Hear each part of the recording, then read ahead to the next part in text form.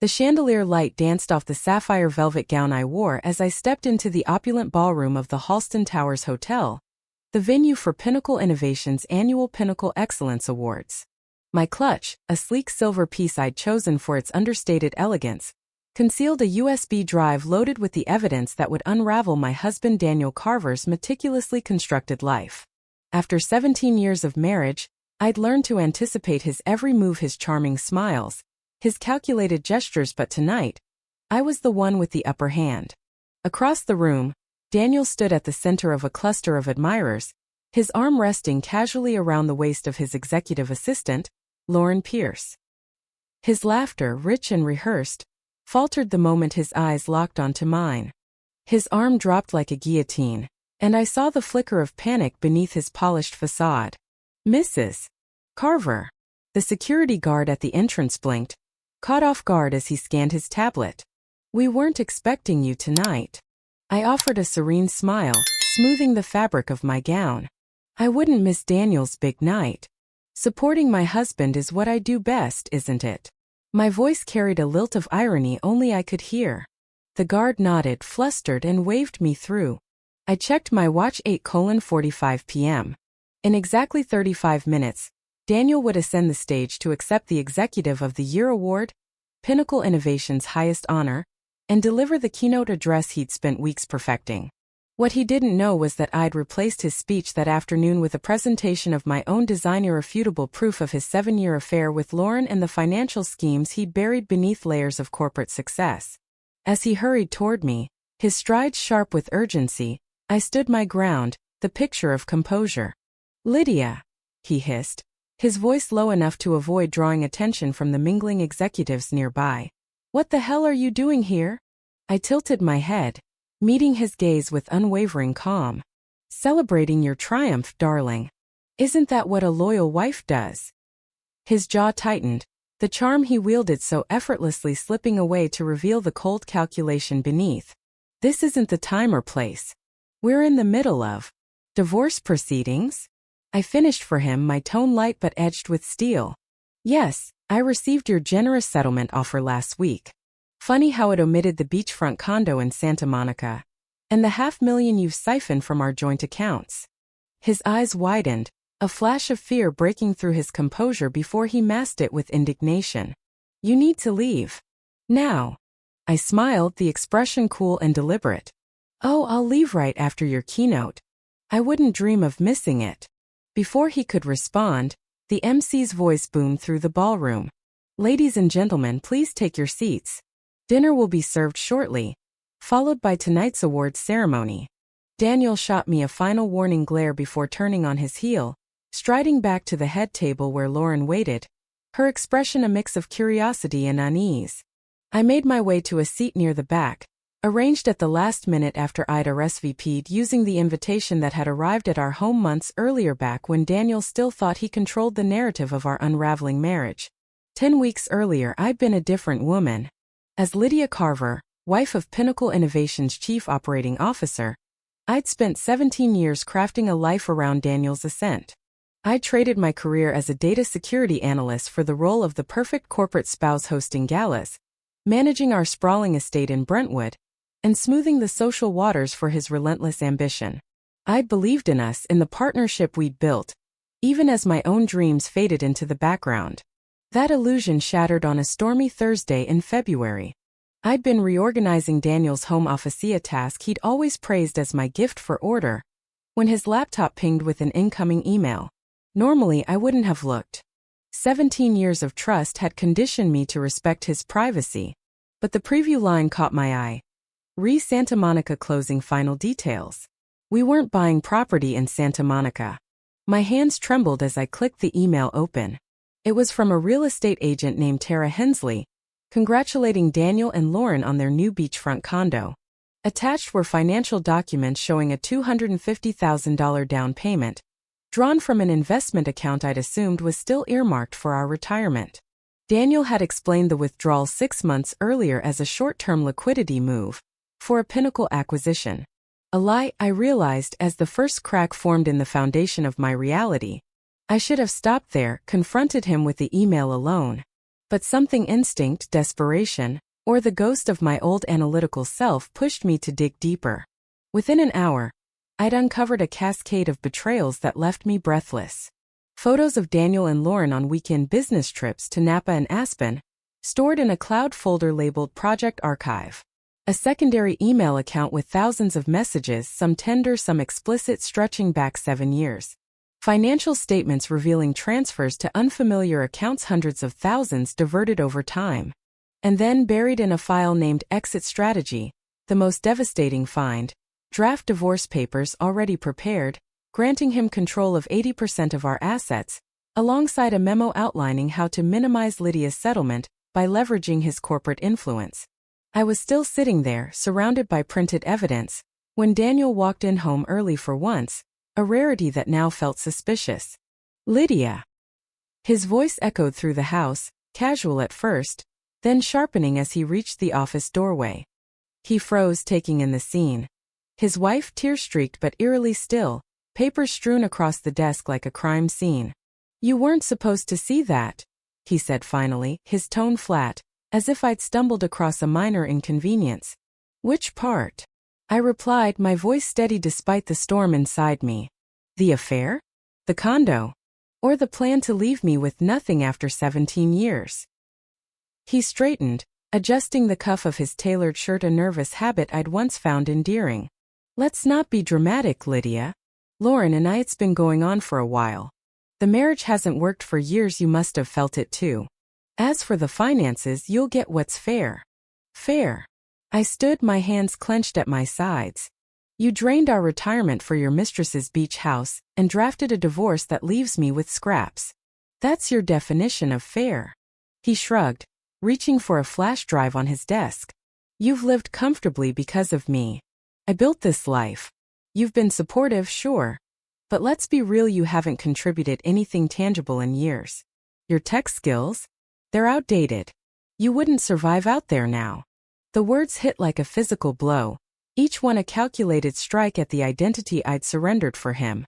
"I gave up my career for you," I said, my voice rising despite my effort to stay calm.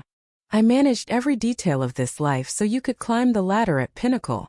And I'm grateful," he replied, his tone patronizing as he pocketed the drive. "But it's time to move on. I'll have my lawyer send the papers. Sign them quickly, it'll be easier for both of us. Oh, and I'd like you out by next week. Lauren and I need the space while the condo's being finalized." He left without another word, abandoning me in the wreckage of a life I no longer recognized. That night, alone in our cavernous bedroom, I let myself break 3 hours of raw, guttural sobbing. When the clock hit 1 a.m., I stood, washed my face in the marble bathroom, and made a choice. Daniel was right about one thing. I'd been living in his shadow. But he was dead wrong about my obsolescence. The skills he'd dismissed were still there, dormant but intact, and I was about to resurrect them with a vengeance. The next morning I called Sarah Kim, a former colleague from my days at Nexus Security Solutions. We hadn't spoken in 6 years, but she answered on the first ring, her voice warm with surprise. "Lydia Carver? This is a blast from the past." "I need your help, Sarah," I said, cutting through the pleasantries. "And your advice. Can we meet?" 2 hours later, we sat in a corner booth at Driftwood Cafe, far from Daniel's usual haunts. I laid out everything: the affair, the condo, the hidden assets, the divorce strategy. Sarah listened, her expression darkening with each revelation. When I finished, she leaned forward, her coffee untouched. "Jesus, Lydia, this is brutal," she said. "But your skills aren't outdated. The tech's evolved, sure, but your analytical mind? That's timeless. And you've got something no one else does: intimate knowledge of Daniel's habits and Pinnacle's inner workings. That's your edge." A flicker of hope stirred in me, the first I'd felt since the discovery. "What would you do?" Sarah's eyes gleamed with the strategic focus I'd always admired. "First, secure your position. Copy everything: emails, financials, photos, that divorce memo. Store it in multiple encrypted locations. Second, follow the money. That $250,000 is just the tip, there's more he's hiding. Third," she paused, a sly smile spreading across her face, "we bring you back up to speed. I run a cyber forensics unit at Triton Dynamics now, I could use a consultant with your eye for detail. It'd be a crash course, legal, cutting edge, and perfectly timed. What about Daniel's timeline? I asked, recalling the divorce memo's mention of waiting until after the Pinnacle Excellence Awards to file officially. Corporate optics, Sarah replied instantly. He's up for Executive of the Year. A messy divorce would tarnish his moment. You've got 9 weeks to turn this around. 9 weeks to rebuild my life? No, Sarah said, gripping my hand across the table. 9 weeks to make him wish he'd never underestimated you. Driving back to the Brentwood house, soon to be Lauren's, apparently I felt a shift. The grief was still there, a heavy ache in my chest, but beneath it, something sharper was taking root. Resolve. Daniel had spent 7 years weaving a web of deceit to trap me. I'd use the next 9 weeks to dismantle it in him thread by thread. My transformation began the following day at Triton Dynamics Sleek headquarters downtown. Sarah met me in the lobby at 7 a.m., handing me a coffee and a badge. You're early. Good. This is your office for the next 2 months, consulting analyst, short-term contract. You'll be auditing security protocols for a financial client. It's legit work, but it'll also sharpen your skills for other pursuits.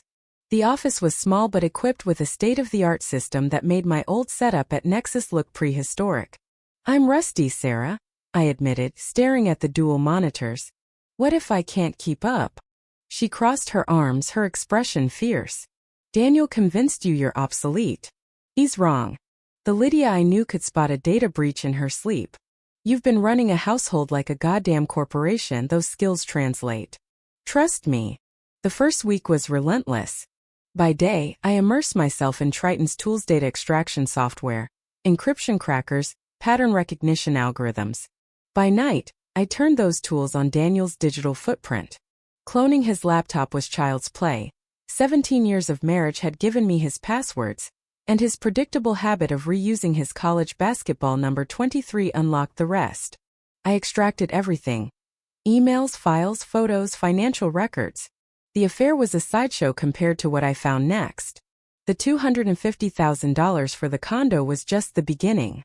Over 7 years, Daniel had funneled $720,000 from our joint accounts into a maze of personal investment stocks, offshore accounts, even a silent stake in a startup tied to Pinnacle vendors. Each transfer was timed to dodge scrutiny, masked as business expenses or temporary loans. The divorce memo wasn't just a plan to leave, it was a blueprint to ensure I'd never see a dime of what he'd hidden. By the end of week 1, I'd moved out of Brentwood into a furnished loft in Silver Lake, paid in cash from a new account Daniel didn't know existed.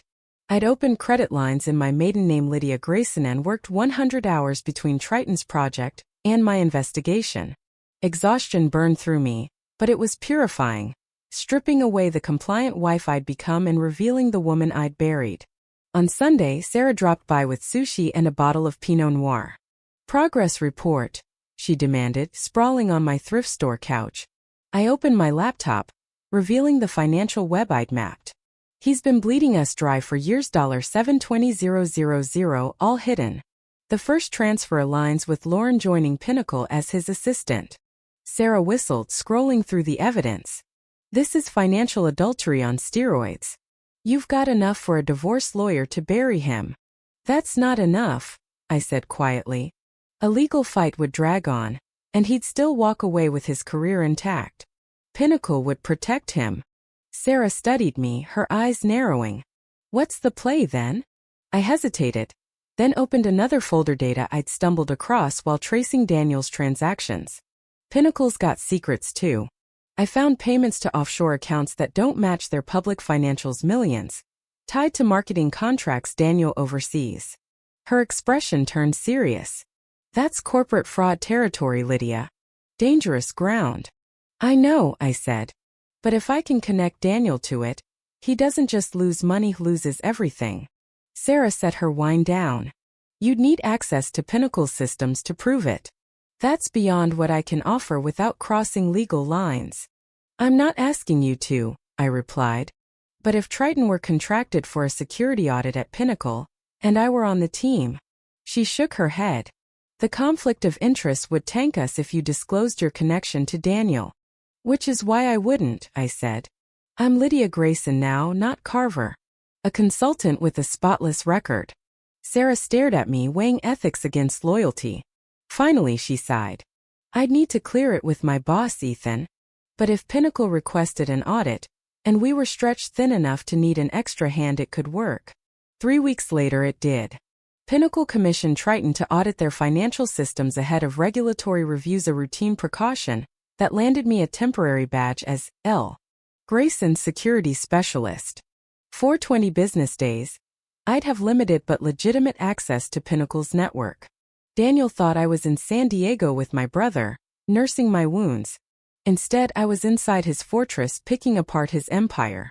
Walking into Pinnacle as Lydia Grayson was surreal. The glass-walled lobby I'd visited countless times as Daniel's wife now felt like enemy territory. My hair dyed a darker auburn and cut into a sharp bob, paired with minimalist business attire, erased the elegant Mrs. Carver.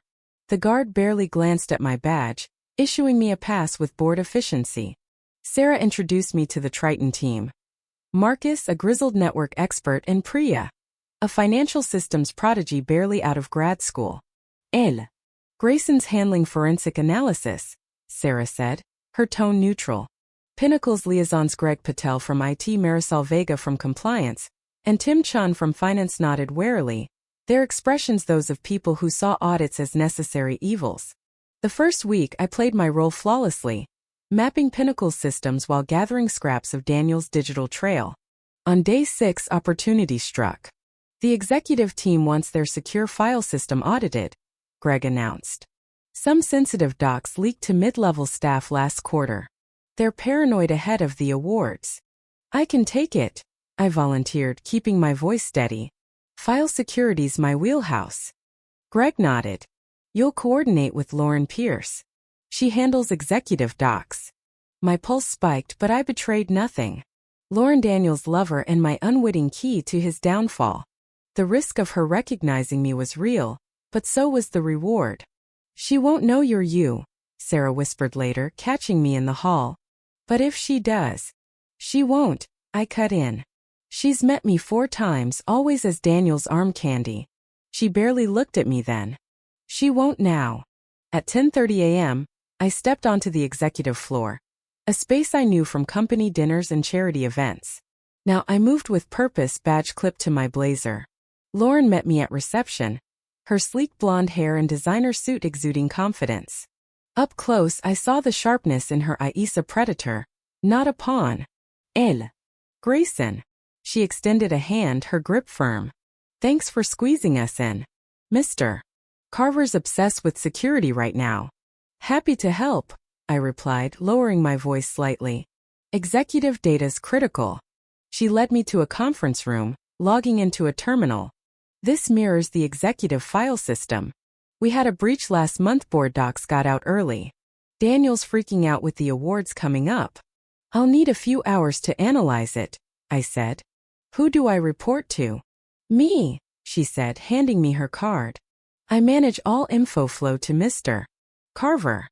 Of course you do, I thought, keeping my face blank. I'll keep disruptions minimal. She lingered a moment. Your team's thorough. Daniel trusts Triton implicitly. We aim for discretion, I said, the irony thick in my throat. Alone, I dove in. The system held Daniel's work history, emails, and crucially his keynote draft for the awards. I ran the legit audit, documenting real vulnerabilities while copying everything I needed. By afternoon, I had the access paths and protocols to alter his presentation undetected. Then Daniel walked in. I froze, my fingers hovering over the keyboard as he glanced at me, irritation in his eyes. You done? I need this room. Just finishing, sir, I said, avoiding his gaze, packing up with deliberate calm. Lock the system when you leave, he muttered, already dialing his phone. I nodded, slipping past him. He didn't recognize me, didn't even see me.